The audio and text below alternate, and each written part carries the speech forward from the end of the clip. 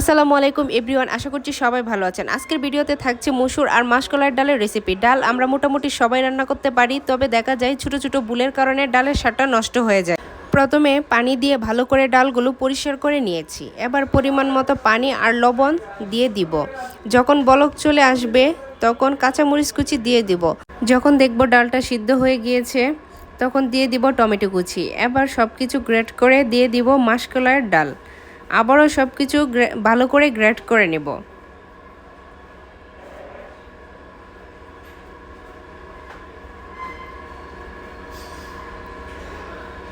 এবার নেড়ে চেড়ে দিয়ে দিব হলুদ, মরিচ, ধনিয়া গুঁড়ো আর আদা জিরা পেস্ট।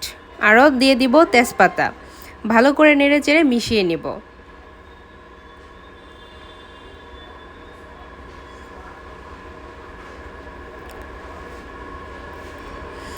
তারপর পেঁয়াজ কুচি, রসুন কুচি আর 5 ফোড়ন ব্রাউন কালার করে ভেজে দিয়ে দিব ডালের সঙ্গে। এখন 1 মিনিট জাল করে চুলা থেকে নামিয়ে নেব। এভাবে ডাল রান্না করে খেতে অসম্ভব মজার হয়। আশা করছি সবার কাছে ভালো লেগেছে। সবাই ভালো থাকবেন, সুস্থ থাকবেন। আমার চ্যানেলটি সাবস্ক্রাইব করে লাইক, কমেন্ট, শেয়ার করে দিবেন। আবার আসবো নতুন কোনো ভিডিও নিয়ে। আল্লাহ হাফেজ।